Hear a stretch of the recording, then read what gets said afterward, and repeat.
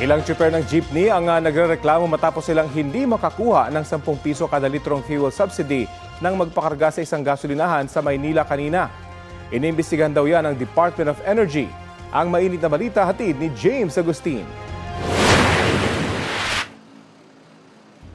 Sunod-sunod ang mga pampasayarong jeep na nagpapakarga ng diesel sa gasolinahang ito sa Espanya Boulevard sa Sampaloc, Maynila.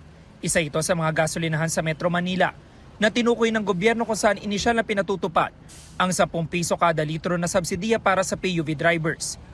Ang problema, hindi ito na-avail ng ilang jeepney driver kaninang umaga. Gaya ni Nelson na may rutang Philcoa Pier, higit 600 piso ang pinakarga para sa 5 litro ng diesel. Malaking bagay yun. Kada sa 5 liters, 50 pesos yung titipid namin eh. Nakakadagdag sa kita namin yun. Si Jose naman na may rutang Cubao Remedios nagtanong kung may discount, pero bigo rin siya maka-avail.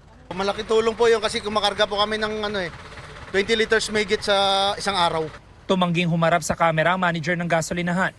Paliwanag niya nag-iisa lang ang pump attendant na naka-duty kanina na walang access sa app na ginagamit sa verification ng mga PUV driver. Simula raw ng pinatupad ang programa, may ilang drivers na rin ang naka-avail ng subsidiya.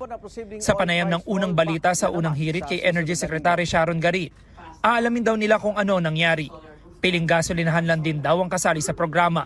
Kailangan namin itong feedback na ito para ayusin bago namin i-roll out sa buong bansa po. Actually, yung iba may tarpaulin. Sabihin ko na lang mamaya, lakihan nila ng konti para kitang-kita ng mga jeepney driver natin. Sa ilalim ng programa, maaari maka-avail ng 10 piso kada litro na subsidiyang PUV drivers.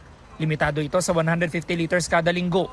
Kailangan mo nang i-check sa app kung kabilang ang driver sa listahan ng kwalipikado para sa subsidiya.